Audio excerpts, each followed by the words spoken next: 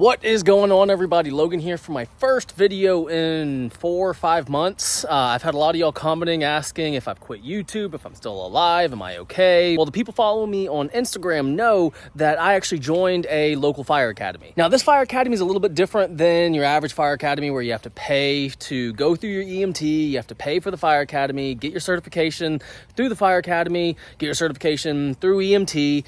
This one is actually a paid fire academy. They paid me for me to go through my EMT. That was the first month and a half of hell, but got through it, got my certification. Actually, all the people that were in the class got it. 100% teamwork there. I mean, everybody in the class working together. That's the only reason that we were able to, for all of us to get our certification. I love those guys and one girl. And as of right now, we're in the fire academy portion. So I'm learning all the ins and outs of being a firefighter, how to be a successful, safe firefighter. But that's what I've been doing for the last 4 to 5 months, between the interview process, applying, physicals, all that kind of stuff. I mean, this entire process was a whole ordeal. I mean, I'm truly blessed. I'm really happy and lucky that they chose me, because there were 150 people that applied for 15 spots, and I was one of the 15 that were selected. So I mean, pretty much first you had to apply, then you had to go do an aptitude test, just a basic, math, motor skills test, all that kind of stuff.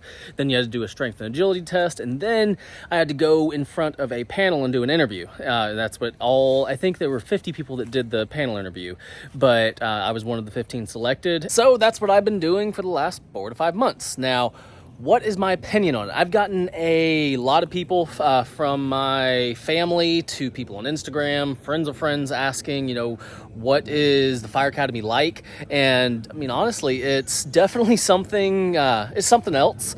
It's the beginning, the EMT portion, it wasn't what I thought it was going to be, because I mean, everyone's been telling me from YouTube to people I know who are firefighters that it's more of like a boot camp type thing. You're learning how to be a firefighter, all that. Well, through the EMT, they were holding our hands, walking us through everything, making sure we had enough water for everything, making sure we had all the breaks we needed.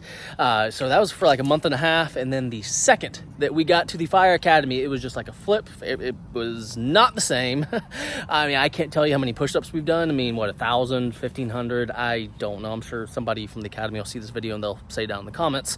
But we've done a lot of push-ups. We've done a lot of PT. We ran plenty of miles. I mean, if you are kind of like me, where hey, you're a big strong guy like me, I can squat 400 pounds, I can deadlift 500 pounds. Well, I used to be able to like 2 years ago. But if you're a big strong guy and you think this is like something easy you'd be able to run through, you're wrong. I'm a big guy, and I am one of the slowest people there. I mean, we ran a mile yesterday, got like 7:52, 7:54. Not the best mile, not a terrible mile, but not my best mile. I mean, heck, when I was 190 pounds, I used to be able to run a 6 minute and 6:30 mile, something like that. But regardless, if you're thinking about joining the fire academy, you got to be physically fit. You got to run. You got to sprint. You got to make sure your push-ups are good. Make sure your upper body is strong. This isn't something that you can just decide on a whim, like, oh yeah, I'm just going to join the fire academy. I'm going to pass. I want to be a fireman. This is something that you definitely have to prepare for. You have to prepare for it mentally, because there are going to be certain situations that we've already ran through in with training, where they put you in confined spaces. You got to go into a room all smoked out. You got to climb through wires. You're going to get stuck. You're going to have to go through tight corners, and all while not seeing anything, and all while having what I think is like 70 to 80 pounds worth of gear on you. And you really do have to prepare yourself mentally for that, because it's not something that, like, it may sound easy, but once you're in it doing all the things that we've already been doing, I mean, it's, if you have claustrophobia, I mean, that could be a big issue. Like me, I ran through the first time. It was the very first time we ever went through what we call the fun house. I was going too fast, and I just started almost hyperventilating. Like, it was just, I couldn't get enough air. I've already fixed that problem since then, but it's just certain things you're gonna have to deal with. If I wasn't such a big boy, I wouldn't have had to worry about having to supply my entire body with all that oxygen. But our instructors are doing their damnedest to make sure that we are in shape firefighters by the time graduation rolls around. But let me start from the beginning, as far as, just walking you through everything we've gone through so far. With EMT, I mean, it's kind of self-explanatory. I mean, you just go through, ours was like a 5-week course, then taking the National Registry, bunch of studying. I mean, you're not going to pass your National Registry unless you study. I mean, if it wasn't for those guys and girl that's in the academy, academy. I mean, all of us working together, feeding off each other. Like this person might know one topic really, really good. This other person might know something really, really good. I mean, it's all of us coming together, working together to make sure that all of us were able to get that National Registry certification, and all of us did. I mean, all 12 of us then, because then three of us already had our National Registry whenever we were hired, so they came on during the Fire Academy portion. But back to teamwork. It takes teamwork to be able to pass a 5-week EMT course, and I'm glad that all of us did, because it was not easy. I mean, I believe there's like a 70% pass rate on the National Registry first time through, so they were anticipating 30% of us to fail right off the bat. So the fact that all of us are still in it right now, all 15 of us are still there, that's truly awesome. And the reason you do EMT first is because it's typically going to be the harder thing out of, the Fire Academy, and then you look at EMT. EMT is going to be what stumps most people up. The Fire Academy is more of like a physically demanding part of it. Now, there are certain parts, like right now we're in hazmat, and oh my God, it is a lot to learn. It is a ton to learn. We went over like 1,000 slides worth of just hazmat, 3 chapters in 3 days. So, I mean, it's a lot to learn, but if you put your head to it and you actually learn it and you're truly dedicated to being a firefighter, you will be successful. It's just, that's the most important thing, is realizing why you're doing this. Like for me, I have a daughter. I have a daughter on the way. I have a wife. I have a house that I'm rebuilding. As you can see right back here, I'm doing a ton of work, cutting wood and everything right over there. But I have a lot going on, and I know that I have to have this. I mean, I quit the job that I worked at for... I was at GNC. I was a general manager over there for 7 years. I loved the job. I truly, really liked it. I loved dealing with customers. But, I always wanted to be part of like a paramilitary, military organization. I mean, ever since I was a kid. I mean, my dad, he went to West Point. He was a captain in the Army. And I always wanted to go into the military. Then on 9/11, 2012... Q-tip was shoved in my ear and left me deaf in one ear, disqualifying me from any kind of military service. So when I had a customer who was a firefighter, just so happened to be at the department I'm at now, he walked in and told me that, I can still be a firefighter. I immediately started Googling it, looking it up, doing the research. I should have done it first. So, I fault myself for that. I shouldn't have just relied on one person telling me that I couldn't be a firefighter. And I was wanting to be a firefighter 3 years ago. And one person told me that, oh, you're deaf. No, yeah, man, you can't be a firefighter. Well, I should have said, screw you, I'm going to find out myself. And yeah, so that's what I did this past summer. And I was like, okay, I can actually be a firefighter. Looked into my local college, and I was going to sign up for their Fire Academy, where you don't get paid going through it. I was going to sign up for their EMT program, which obviously you don't get paid for that either. I was going to go to the Fire Academy Monday through Friday. I believe it was like 8 a.m. to 4 p.m. And then on Tuesday and Thursday, I was going to go to EMT school. Well, this Fire Academy opened up, and I immediately applied, and y'all know that I got hired. Now, back to the Fire Academy, though. Definitely a match made in heaven. I mean, I thank God every day that I was given this opportunity. I'm not going to waste it, because I know the opportunity that I'm given. Awesome pay, awesome schedule, awesome retirement, awesome benefits. I mean, there's so much upside to being a firefighter that I can find very little downside. I mean, the only downside, I guess you can say, is a downside is, yeah, you're going to miss certain days, certain events, things like that, because when you're on duty, you're on duty. But at the same time, I guarantee there's a firefighter out there wanting more hours, and he might be able to switch shifts with you. So to me, I think firefighting is probably going to be the best job. For me personally, firefighting is the best job I could ever have, and I'm blessed to be given this opportunity.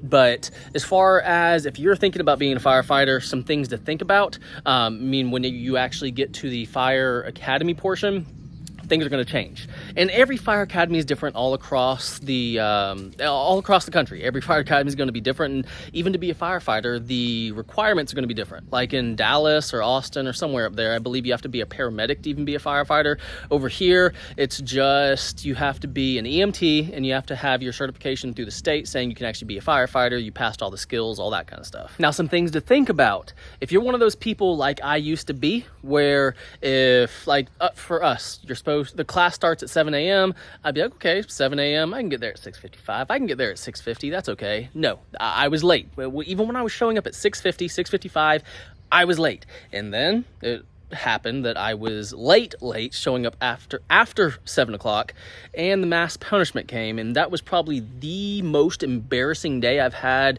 working at this fire department. Well, not even the fire department, I'm still a cadet right now, but it was the most embarrassing day and the most embarrassing thing that's happened to me over there. I walked in late. I immediately apologized to all the other cadets because it's unprofessional. I don't want them thinking that I'm not taking this job seriously, because 1000% I am, and apologize to all my superiors. Then of course got written up that day because late is late. And from that day on, I made sure that I'm not going to be the last person showing up.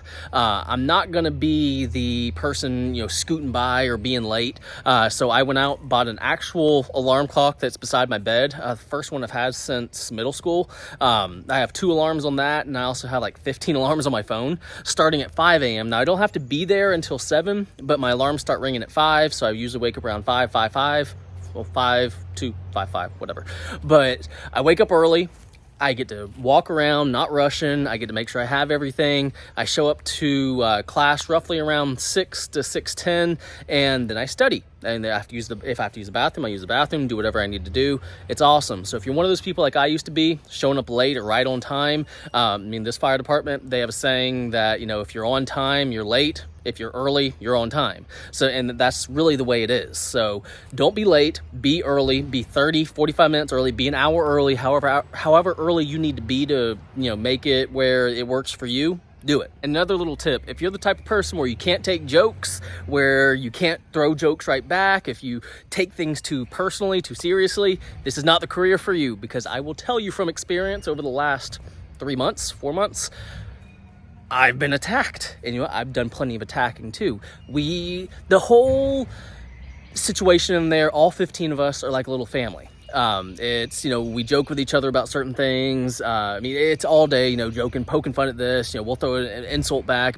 It's all joking. It's all fun joking. But if you're the type of person where you can't take a joke, might not be the best for you, because you have to think about it. You're going to be around these people for the next 6 months, maybe even year, depending on how long your academy is. So you have to be able to joke around, take jokes, and give jokes back. Just let it roll right off of you, because you just don't want to be like the one person that no one can joke with. And that goes with like all walks of life. At work, at whatever, you don't want to be that one person. And honestly, when I say that this is like an extended family, it truly is. Some of these guys I've met, they're like brothers to me. I've always wanted brothers. God bless me with 3 sisters, no brothers.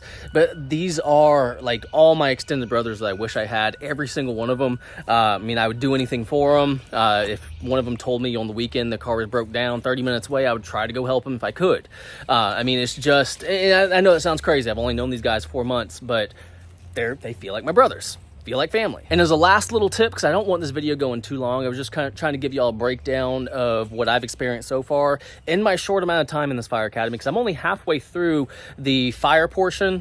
So I know that it's going to get a lot more intense from here, because for the next 2 months we're going through all the state testing, learning how to do things with this fire department in their way. So I know that I'm barely scratching the surface of what a firefighter is supposed to know, because I'm going to do everything I can to be a competent, successful firefighter, safe firefighter, and to be the best firefighter I can be. But as my last tip, just know that your instructors will change, because like I said earlier, from EMT into the fire academy portion, the instructors, it was like they flipped a switch. They were walking us all through EMT, and the second we got to the fire side of things, it was just night and day. And they did that on purpose so that we could actually get our national registry. But one instance in particular that is going to stick with me for the rest of my life is one morning we were doing gear drills, and I don't know how many times we did it, but we couldn't get it down right. We did it, I don't know how many times. There was always just something wrong, whether our hoods weren't tucked in all the way, there's a little bit of skin showing, whether we didn't tighten our straps on our air pack or something, we didn't move the neck piece over on our fire gear. It was always something that we were screwing up. Well, one of the instructors, he had enough of it, had us run a lap around the building, and it wasn't too far, but when you're in an air pack, full firefighting gear, heavy boots, mask, helmet, It's a lot. I mean, I'm assuming it was roughly a quarter mile, maybe a smidge over a quarter mile, but he made us run it, and he was yelling at us, and it was totally acceptable. I understood at the time. It was like, gosh dang, what the heck, it was just such a small screw up. This doesn't seem that it would be that big of an issue, but now, a month and a half, 2 months later, it's obvious why. Because if somebody's house is on fire, they're stuck in a building, they're relying on you to put on all your stuff as quick as you can, to make sure all your gear is on correctly so that you can get in there and save them. I mean, it's night and day difference, my mentality now versus then, just because then I didn't know. I was less disciplined. I didn't really know then, but now I do know. But rolling back into the story, we get back, all of us are exhausted. We do not want to run anymore. He gives us one more chance, or two more chances, I think, to put on all of our gear correctly. We actually do. Then, he says what he's thinking, and, we put all of our gear in the bags, go inside. I immediately have to go to the bathroom. So, I just go to the bathroom real quick, and I come out and, get my desk all perfect. My heart's still beating quick. I'm still sweating a little bit. So my desk is all perfect. And one of the other instructors comes up, and, he's just standing over me. And I'm like, oh gosh, is he looking at me? What's going on? Why is he standing over me? And he says, Reed, what's wrong with this picture here? And me, I'm like, eyes wide open, looking around. Sir, I'm not sure, looking all over my desk. And then I notice I have 2 water bottles over here to my left. I'm like, oh, 2 water bottles. That has to be it. I'm wasting a water bottle. I'm like, two water bottles. I'm sorry, sir. Start putting them down. He's like, no, with the rope. And then I'm still confused. I look left. The guy sitting next to me, he messed up one part of his rope that he was tying. See, I didn't know when I was in the bathroom, they were calling out names, last names of people, and having them tie a random rope. And I just didn't hear that part. So I sat down and like, oh, 2 water bottles. It took everything, I guarantee, from everyone in that class to stop from busting out laughing. But they knew that they couldn't do that because we just got grilled for 30 minutes. 45 minutes, I don't know how long it was, but it was just one of those situations where even now, to this day, it's Mr. 2 water bottles, that's me. And I'm clowned for that, I'm clowned for other things. I mean, everyone clowns each other, and you can't be somebody who no one wants to joke with. I mean, I had one of those kind of people in my previous job, and you just don't want to be that person. But overall, how would I rate the Fire Academy so far? I would absolutely rate it a 10 out of 10. They're doing a great job instilling great knowledge onto us, lessons that we're going to use further on. They're not just being easy, walking us all through. They're being easy when they need to be, hard when they need to be, and they're making us stronger people. Like me, I think before this Fire Academy, I don't know what my 1 mile time was, but the fact that I can run under an 8-minute mile now is, for me and my body size, is good, because hey, I'm all strong, but my cardio could use some help. So I like everything that they're doing so far, and I can't wait to make a career with this fire department. And I know I'm going to bring y'all more videos regarding my training, all that kind of stuff, or how I feel about certain things. Don't know. I guess I'll get to those bridges when I get there. But as far as the Mustang videos, car videos, that's the reason why I haven't been posting, is because I've been busy with the fire department, and I'm glad that they're taking up my time, because it's definitely a life experience. And some of the guys I met, Fritz, Kistler, Weens, Potts, all y'all are, they're all brothers to me now. Even the one sister I have. And I could sit here naming off all 14 of those people that truly just feel like family now. My extended family that I'm proud to be with, I'm happy to be with. And I'm not the only one to think this way, because we have a cop in our class too, and rumor has it he loves it. I mean, hell, I'm going to one of their weddings very soon. So, I mean, yeah, who knows? He could have invited me because he felt sorry for me. He's like, oh, let's not leave Larry out. But who knows? But guys, I do hope you enjoyed this video. If you have any questions, put them down in the comments below, and I will try to answer them as I can. But yeah, I mean, it's a big career change for me. I was a GNC general manager for 7 years. Now I'm trying to be a firefighter. I'm definitely excited for what is to come. But guys, hope you enjoyed this video. If you did, please like it, please subscribe. And as always, have a great day.